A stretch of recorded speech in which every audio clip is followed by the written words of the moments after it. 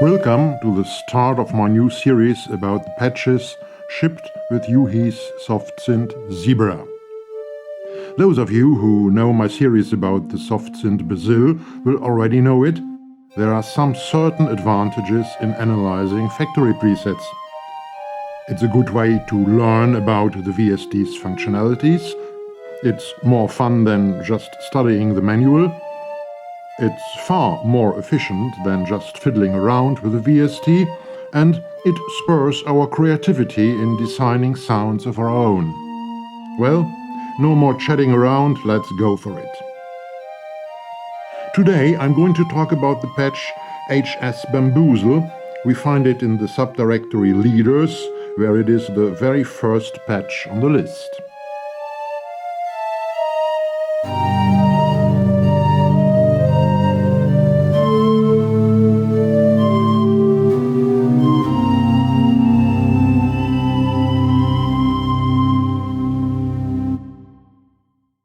There are two basic sound sources, sound components working in this patch, Oscillator 2 and the chain Oscillator 1 noise unit, comb filter unit. In the FX section there is a reverb unit applied. Let's find out what every of these components contributes to the sound at first. I deactivate the reverb and mute the two chains alternately.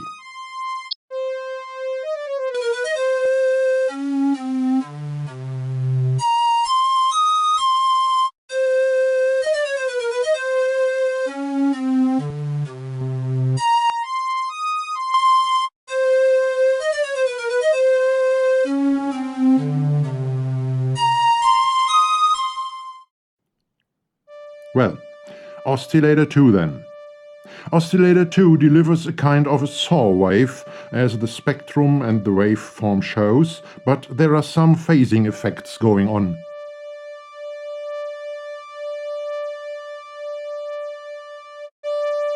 I want to go down to the pure wave of the oscillator and switch all effects off and deactivate all modulations, therefore. But at first I switch the oscillator mode from dual to single. I'll come back to the dual mode later, and I will of course talk about every effect and modulation. I'm going to switch off now, but later. I want the oscillator's pure wave. I reset Detune to 0.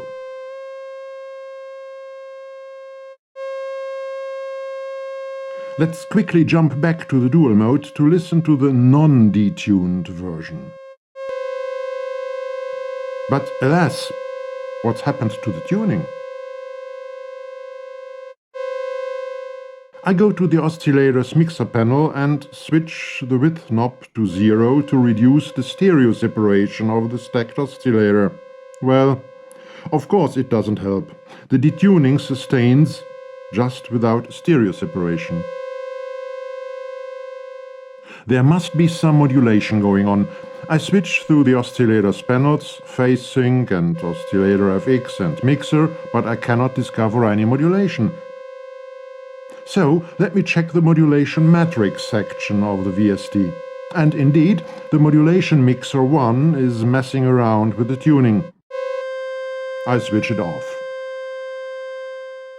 And there it is, no detune anymore. I switch back to single mode. We have seen a modulation going on some seconds ago when switching through the oscillator's panel. I switch it off.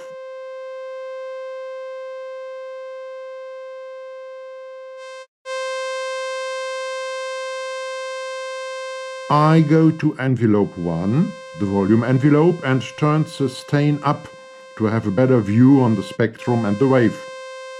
Then I open the oscillator's panel to see the drawing of the wave in GeoMorph. I change the second and the forelast point in the wave's drawing and watch how the wave's peaks and its spectrum change.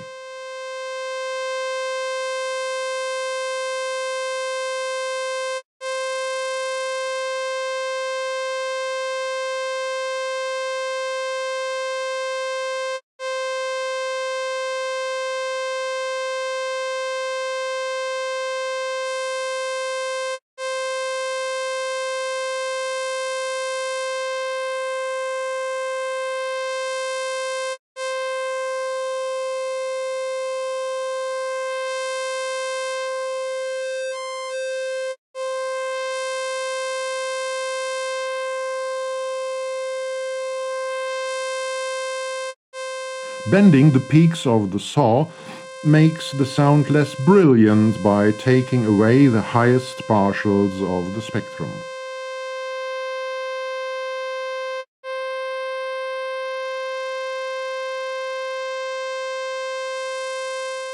I'm going to gradually reactivate all modulations and effects I have deactivated before, because I want to find out how each of them influences the sound. I leave the sustain of envelope 1 at 100 to make it easier to watch the spectrum. The modulation matrix and the oscillators detune at first. The tuning changes even before I change detune in the oscillators panel.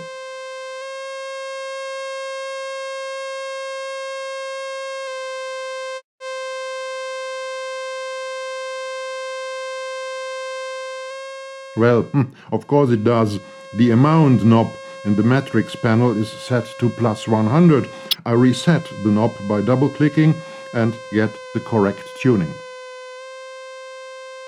You will remember that the detune knob in the oscillators panel was adjusted to minus 50, what is completely to the left. We now know why. It compensates the offset of plus 100 in the modulation matrix. But let's have a look at the modulation mixer and the modulations which are going on. The modulation mixer mixes up to 3 modulation sources, mod 1, 2 and 3. There are 3 modes how these sources are mixed. In the actual preset, the mode fade 1, 2 by 3xc is chosen. This means that the modulation wheel, what is the modulation source 3 in the mixer, fades between MSEG 1 and MSEG 2, which are the modulation sources 1 and 2 in the mixer. The modulation amount is adjusted at 100%. Nice. But we still don't know what the modulation is, or better said, what the modulations are. So we have to proceed and open the MSEG panel. The loop stage of both MSEGs is the same. The MSEGs differ only in the stage before the loop. So the loop stage first. Both modulations make the tuning swing around the center tuning. We get a gentle vibrato.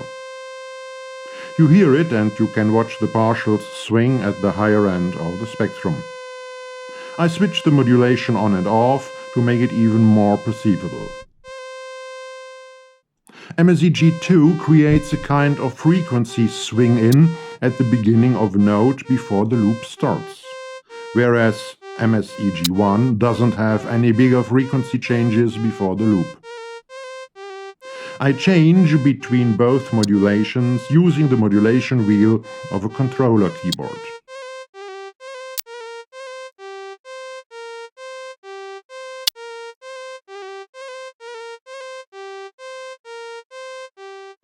We discover the influences of the 2 peak points in the GeoMorph drift. We have discovered it.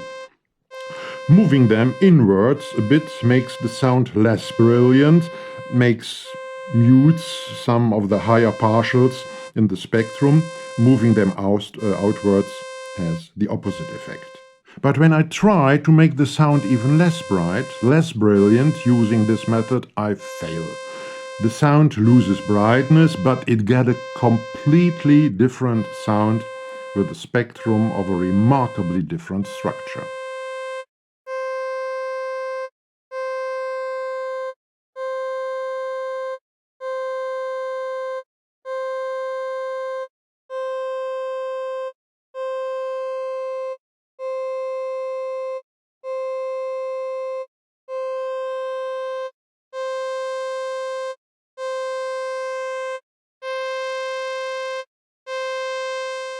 And here the effect of brilliance steps in.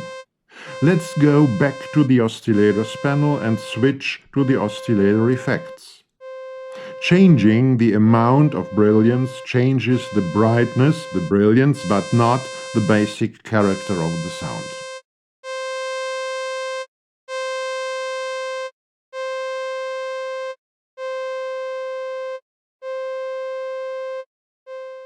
Let me demonstrate the difference using two instances of zebra running parallel.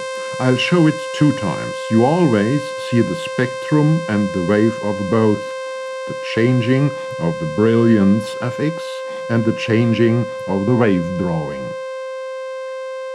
But you hear only the result of one of them. First, you hear the sound while changing the Brilliance fx, and then you hear only the sound while changing the drawing.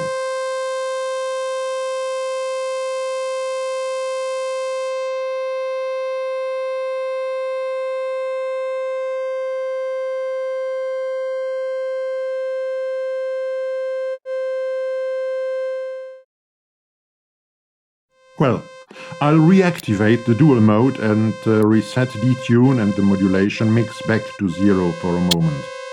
You see and hear that the stacked oscillators produce different sounds, different phase shifts with every start of a new note following a certain series, a certain sequence.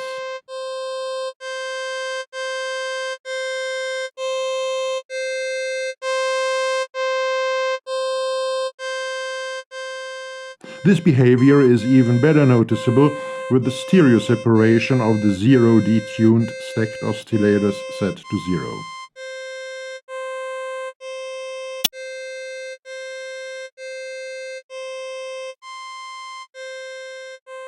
With a value of detune different from 0, the sound doesn't change from note to note anymore.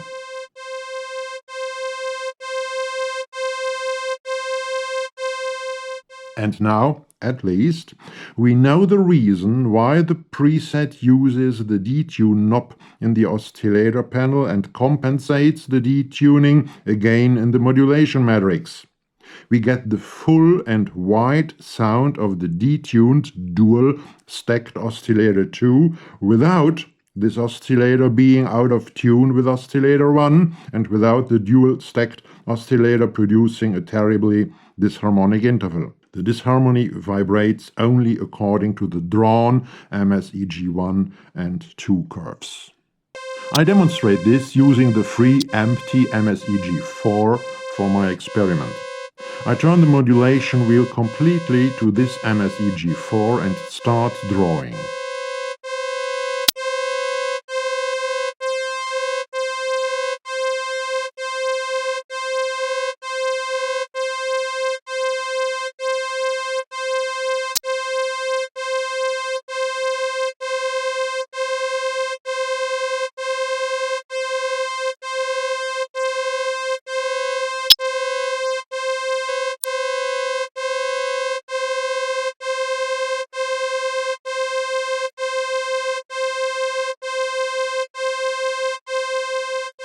Well, it's nearly time to leave oscillator 2 and go to the other chain, to oscillator 1, noise and the comb unit. Let me just demonstrate the stereo separation of the stacked oscillator 2.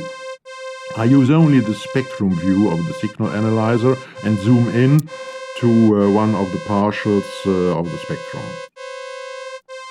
The green line represents the right channel, or both channels if there is no difference. The blue line represents the left stereo channel.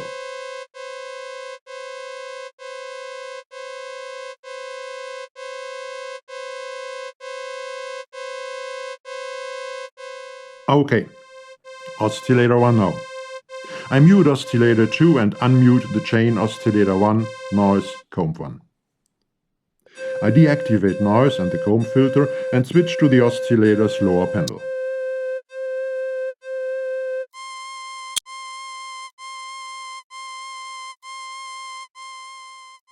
The first thing we perceive is the higher pitch. But this higher pitch is not the result of a detuning or so, but results from the drawing of the waveform in the GeoMorph. There is a double wave drawn resulting in a perceived doubled basic frequency of the note.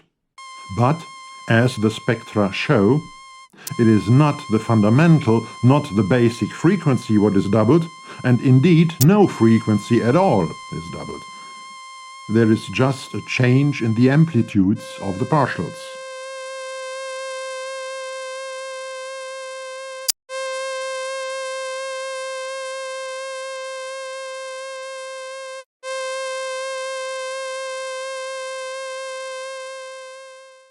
I demonstrate the difference with the whole sound with all components active.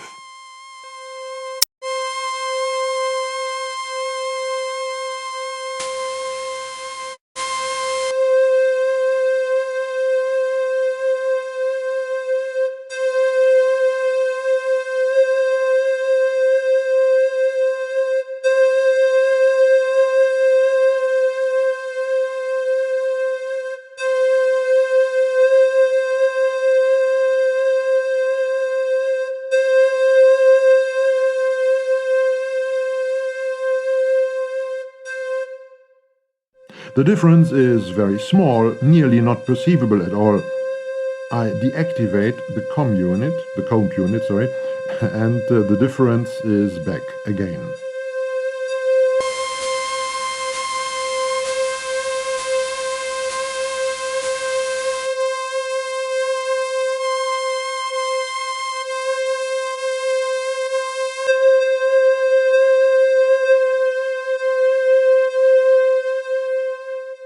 The Oscillator 1 doesn't bring us any other surprises. It runs in single mode. The pitch is or tuning is modulated by the mix of signals coming from the Modulation Mixer. We have talked about it already. So turning the modulation wheel fades between the two envelopes. There are no other modulations going on.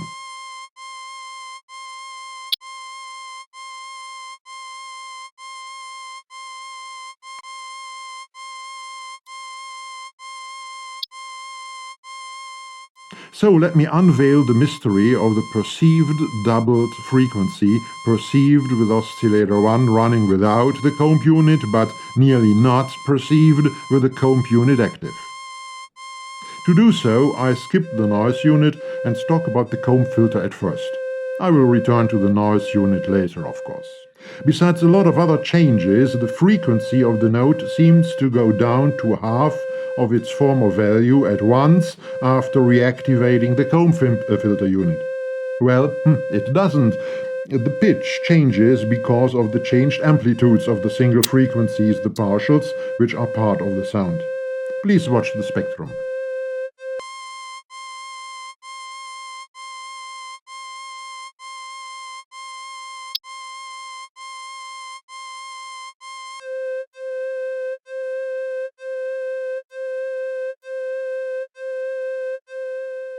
This video isn't a tutorial about how comb filters, comb units work, nor is it an in-depth tutorial about Zebra's comb unit, therefore just a short demonstration of the tune function.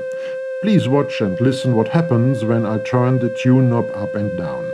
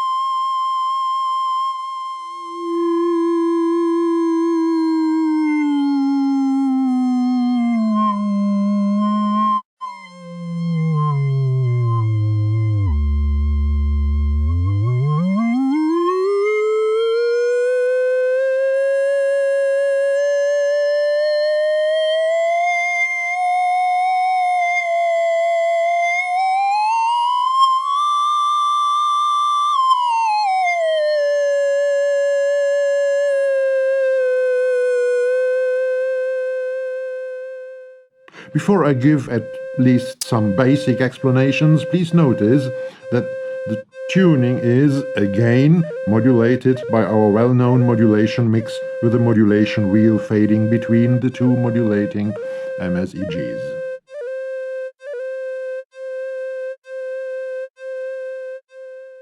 Okay, but how do these filter effects occur? Why do the amplitudes of the single partials of the sound change and cause these tuning effects? Well, a comb filter is a delay unit. Therefore, a signal is combined with a delayed copy of itself. A delayed copy means the original and the copy are out of phase. Therefore, we meet interferences here, with their attenuations and even cancellations sometimes, and on the other hand amplifications of individual partials. And different partials means different frequencies, means different phases at a certain time. By the way, that's the reason why the frequency doesn't simply go up and down when turning the tune knob. To those of you who want to deal with comb filters in general and Zebra's comb unit in particular, I recommend the following videos of two colleagues of mine. You should see the links in the video or in the comments. A last demonstration. I don't use the internal noise generator of the comb unit because I don't want a noise impulse, but a permanent noise being fed into the comb unit. Turning up the feedback shows how the hair comb-like peaks occur.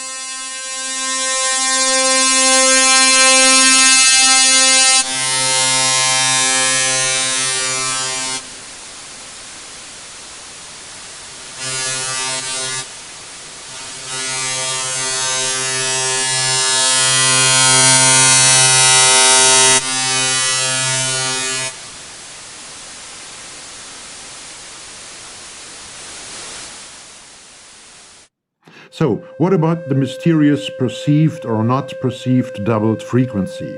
Well, we saw that drawing two cycles instead of only one doesn't change the frequencies of the partials but only their individual amplitudes, here in this example.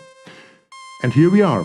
The comb filter's attenuating and amplifying of the individual partials changes the perceived pitch shift back to normal, well, nearly back to normal, just as much as we need for this bamboo-like sound, changing back mainly the relation of the fundamental and the first upper partials, but keeping the relations of the other partials.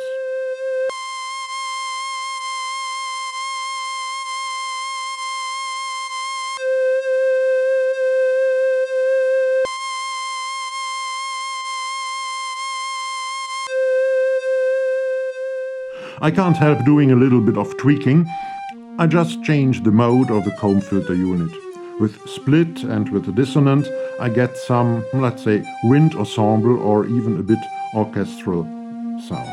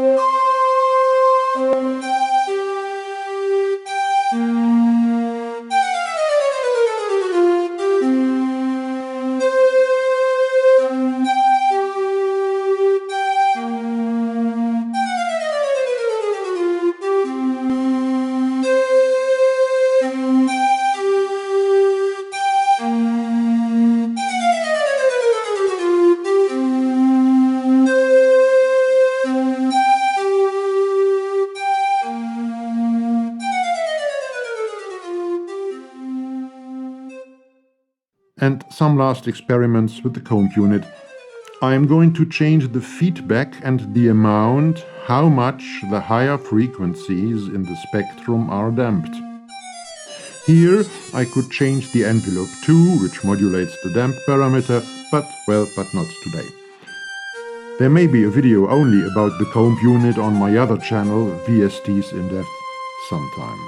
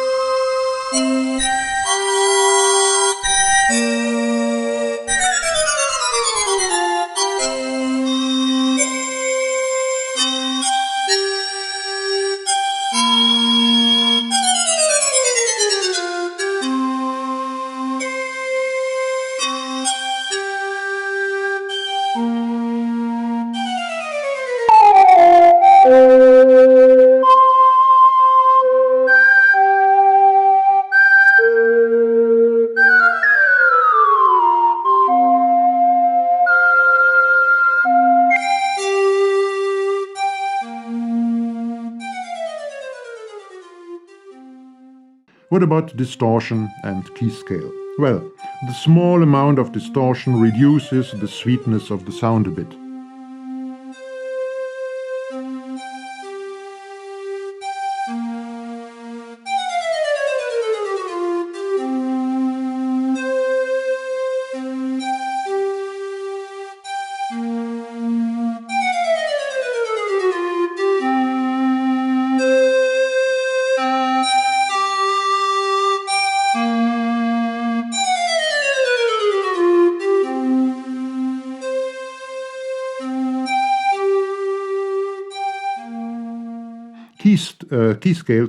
Keyscale is set to 100, the default setting. This function scales the amount to which the comb unit affects the sound across the keyboard.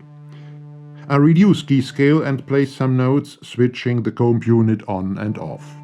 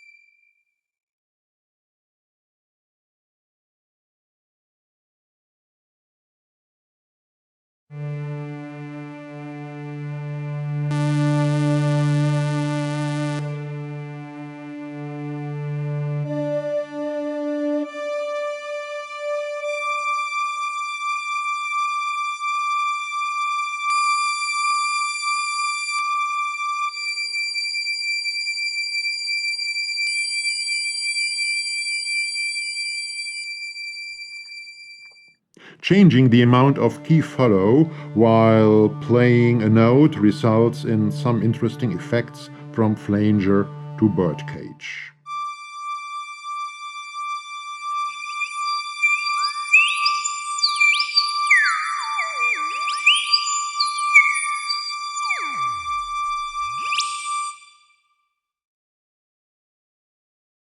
Okay, the noise unit. Filter 1 acts as a low-pass filter here, as the mode is white noise, and filter 2 acts as a high-pass filter.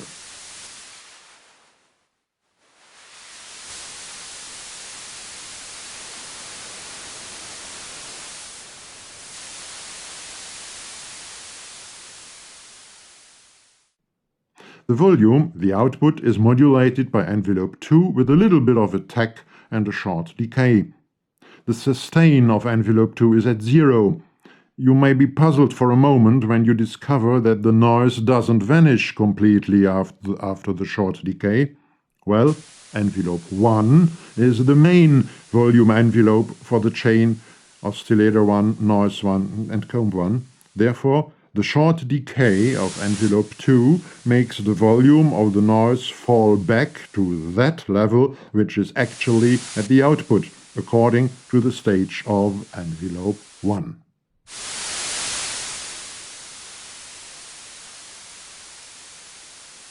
Well, I think that's all for today. My little patch analysis finishes here. It is meant to give you an overview about the patch and make you think about experiments of your own. I won't talk about the FX, the reverb units today. For detailed explanations of the individual units, please search the web. There are dozens of good tutorials about Zebra's units, single units out there.